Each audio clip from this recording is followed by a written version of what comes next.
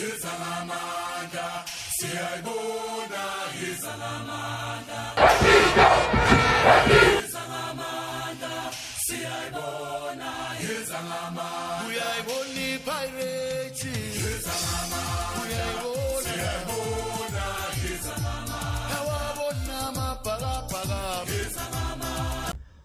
day, family. Welcome once again. Simanga Makhubu is my name, and this is the BigDaddy Football Corner. You know, when a video drops, it's because it has happened again. Orlando Pirates versus Kaizer Chiefs. Soweto Derby. If I'm not mistaken, it's 108. Number 108 Soweto Derby played at FNB Stadium, home match. Yeah, Kaizer Chiefs. Orlando Pirates winning that one once again. You know, won the first leg 1-0, winning the second leg 2-1, the Betway Premiership. Yeah, we need to dissect this particular game, sink in it deeper and talk about all the details, you know, this particular match that had, and look at tactically and break it down into pieces for this one. I honestly think this is a moral booster for Orlando Pirates, especially after the two losses that they actually got. Being eliminated in CAF Champions League was a big thing for Orlando Pirates, and you could see the body language of the players against Kukure that they were down and out. And this for me was a moral booster. Where the chips are down, they were lifted up. And I think the MTN final is going to be a cracker of a game, because nobody wants to lose the run, and not even Kaizer Chiefs wants to go into that match and actually go and lose. So it will be very, very interesting final. And then I think it was a game of two halves in my own view. First half, I give it to Kaizer Chiefs. Second half, fully it belonged to Orlando Pirates. The stats are there. And if you look at ball possession, first half, Chiefs at 63, Pirates at 37. Second half, Orlando Pirates at 52, Chiefs at 48. But before we get into details, Miss Palulu, you remember that banner that I talked about, that she came with an idea to do a banner for Orlando Pirates, you know, that will say thank you to Jose. Just an update, guys, from that one. I said I'm going to give you guys an update. She has created the Back the Body account, and people have started donating for that banner. The minimum quote that she got for that big banner that they want is 15K, and currently we're sitting at 7.2. And guys, please, please, please, please, I'm gonna make sure that in the comments I leave the link to that Back the Body account, as well as even in the description. I'm gonna add it as well, because I think it's a fantastic idea, and we need to say thank you. And what a way to say thank you in the final with that big banner. Before the match, I did two videos, you know, my pre-match tactical analysis. One was to highlight Orlando Pirates' weaknesses coming into the derby, and the other was to highlight Kaizer Chiefs' weaknesses that they have. Orlando Pirates, their inability to defend the box, and then with Kaizer Chiefs, it was the space in between their defenders. Go and check it, and then tell me what did not happen in this particular match, what I actually said. If you look at the lineup of both teams, Jose Rivero, he has done it again, guys. Another DD young star. You know, he was part of the first 20 or the 20-man squad. You know, from his name is Simpiwe Silepe, a dynamic midfielder. I think he came in the second half, and you guys were able to see. But I just like his physical structure and how he strolls and how relaxed he is on the ball. It'll be very interesting to watch and see what he brings into this particular match. We all knew that Usbisi and Dubo were suspended for this particular match. If you look at the Kaizer Chiefs lineup, it had a lot of stories to tell. It was telling me the entire story of what is Kaizer Chiefs game plan. The fact that they started with too much Umduduzi Nongobo in midfield, for me, it was just them to say, we know we're going to have possession, and we want to have possession of the ball, and it worked for them, because they were able to staff Orlando Pirates, you know, with the ball because of those three central midfielders. I think they had a brilliant first half. Let's get to the game. The very first 2 minutes of the first half, Kaizer Chiefs scored a goal. Lelepo scored that particular goal. And it was because of the game plan that they had.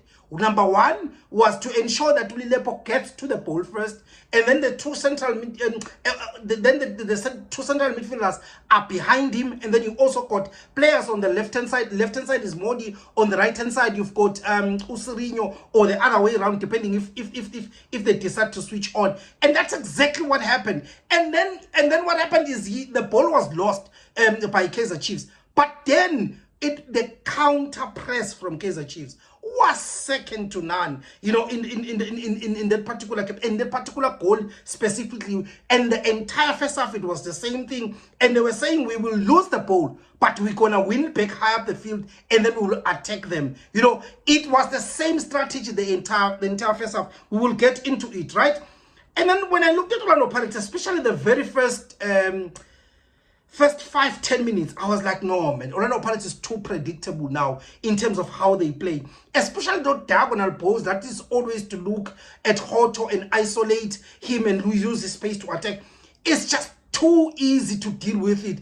And Orlando Pirates becomes too being predictable in this particular instance. And also the second line and the third line pressure lines, you know, there was no exchange of passes. There was a disconnect between those two lines. If you think in the first half, how many passes do you see that came from the second pressure line into the third pressure line? The passes from Bata, Makaula, you know, as well, linking up with the attacking four, I did not see that in the first half. There was just that disconnect. But credit to the Kaizer Chiefs midfield, right? Because for me, there were two things that they did great, right? Was to ensure that themselves, the three central midfielders, the distance between them was very short. They created small triangles to support play, and they never allowed Orlando Pirates central midfielders to turn and make a forward pass. Also, their counter press was intense and quick, and it suffocated Orlando Pirates the entire first half, right? And also Chiefs could easily play out because all the time they could find a free player because of the numerical superiority that they had in midfield with those three center backs who are very, very good when they have the ball on their feet, right? And then Orlando Pirates, man, progressing through the middle has become a very, very difficult task. We are not able now to penetrate phakathi esigubhini singene phakathi khona laba vale khona singene. I honestly think that Urele, as much as I still believe Urele that he's probably in the future is going to play the central attacking midfielder, but I don't think he's ready at the moment. And he has not mastered the art, you know, of cheating and receiving a ball in between the pressure lines, right? Even though at times he's tightly marked, when he drags players away from that zone, there's a space that always open, and I saw it so many times in that, and nobody comes into that pocket and playing into that. For me, Urele, his best position is always to start from the wing play and then cut inside. He flourishes when he does that. He's impactful when he does that. And in the second half was just a true reflection of exactly of how Urele best position is. I don't think he's ready to play the central midfield position. I think he struggles a lot to play centrally, you know, as well. I was also very mad at Orlando Pirates defense because I've said it before in the previous videos that the center back, they struggle a lot with a player that is physical. I think we've seen it a couple of times that when they have a 9 who's physical, they really struggle. The first ball is the one that I'm always angry about because the striker always win the first ball. I think Lelepo was dominating that defense the entire first half. His physicality, they just could not contain him, right? Also, Ushandu, I don't know, guys. I've seen it with Ushandu. I've seen it with Udiano. They always tuck in more inside, and they always leave the player that's playing on the left-hand side, especially in the second half, because Lelepo moved to that side. He was always receiving the ball on his own. He had space. He had time to do anything that he wanted. He wanted control, look, make a decision, whether attack. Even when Intuane Ingenile, you know, in the second half, it was the same thing. Lelepo on that right-hand side was dominant in my own view, was winning all the time in that, and they always give him space and time. I don't know what's the reason Orlando Pirates like to do that in that instance, right? And then Orlando Pirates, they were almost caught on transition. I'm talking about the goal that they scored, you know, because the Orlando Pirates already had the ball and they were preparing to attack. And I was asking myself when I saw that, I was like, guys, rest defense.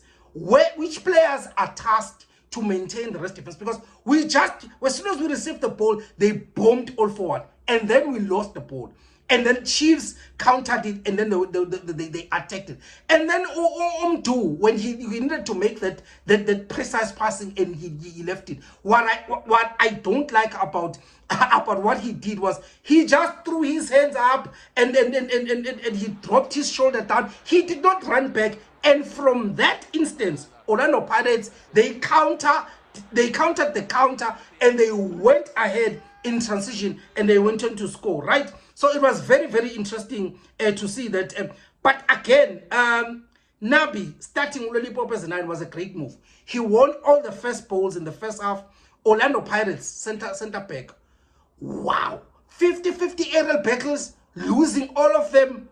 Wow. But yeah, and then the way it was scored, go and watch the video. You will see exactly what I talked about. Even on Twitter before the match, I talked about it. Okay. Second half, I think personally, Jose's change that he made in the second half is what won Orlando Pirates, because he reversed everything that happened in the first half. All the mistakes that happened in the first half. In the second half, Udlamini coming from the bench, he's the one that actually ensured that everything that was done wrong in the first half was corrected, and he swayed the game to Orlando Pirates' favor. For me, it was the masterstroke pass. Especially it was a great reaction to Kaizer Cheifs' first half dominance, and big ups again to Kabelo Dlamini, because this second game, a consecutive game where I think he played brilliantly, and he came in exactly in the second half, and the reasons were clear. Orlando Pirates wanted to control the midfield, take it back, from Kaizer Cheifs. They wanted to release Relebohile from the central corridor, move him to his preferred position to start from the side. They wanted to use Udlamini's intelligence to find a space in the pockets where Orlando Pirates like to play. They always wanted to ensure that they stretch the Kaizer Cheifs, because Kaizer Cheifs were playing compact and narrow, and they wanted to put all the wingers. Look at how Nkota was out wide, Relebohile was out wide, because they wanted to stretch each Cheifs, because they were so narrow, compact in the first half, and not allowing Orlando Pirates to attack through the middle. And Udlamini was key into ensuring that, because all he does, he was asked, don't go back. Just leave Makaula, leave Umbata to collect the ball. And when we want you to stay in those pockets and find space into that red zone, right? They were also the game plan was, we are abandoning them,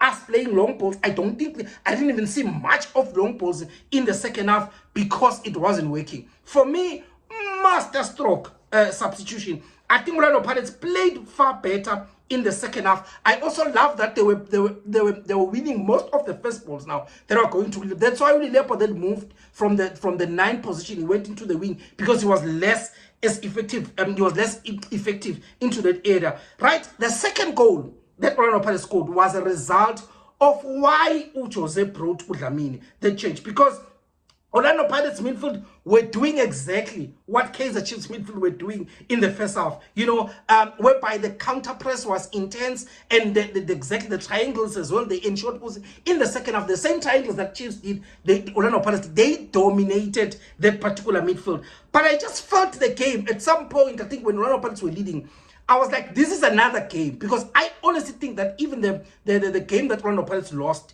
in the CAF Champions, it needed Goodman Mosele to come in and sit with Umbata in front of the back 3 at the time, and this one in the back 4, just to control it. And I think that is one of the reasons why Umbata normally will go out and get Unhlodlo. This time around, what to coach? No, I'm not going to substitute, because I want to ensure that I control that particular midfield. There's another chap, that we were debating with on Twitter, and then he was just asking why Kaizer Cheifs was playing a highlight. And my answer to him was also to say, in football, you need to choose the poison. You need the poison that you want on this particular game. And what do I mean by that? That you choose your poison is that the spaces that you want to control, you choose it. The spaces that you want to sacrifice, you choose it. Kaizer Cheifs in that game came with a plan that they will sacrifice, that area between the center. That's why they pushed the high line, because they wanted to have that counter press. They want intense counter press. They wanted to ensure they've got an intense gegen press. And for that to happen, they need the 3 pressure lines to ensure that they are very, very compact. They are very closer to each other. That's why when the ball was played on the opposition opponents, they needed to push up so that they close the gap in between and don't allow Orlando Pirates to be able to, they suffocated Orlando Pirates into that small space, and they wanted that midfield not to function in this particular instance. So for me, it was a good game plan for Kaizer Chiefs to do that in the first half, but it all fell down in the second half because Orlando Pirates, when they introduced Dlamini, it changed completely how in the game playing in Kaizer Chiefs. Perfect. I want to close it here. If there's anything that I missed, please let me know. For me, Makgopa, I think he had a brilliant game, this particular game. Dlamini also had an amazing game. He was a game changer. Urele again, I also think when he was moved to his side, he looked a very different player. Unkota also had a good game, but I just think that pass to Urele. Urele has been giving you a lot of passes, you know, and you're scoring a lot of goals. Why you Now I was very happy about that one. Perfect. Danko, please like, comment, and share, and let me know if there's anything I've missed. Away.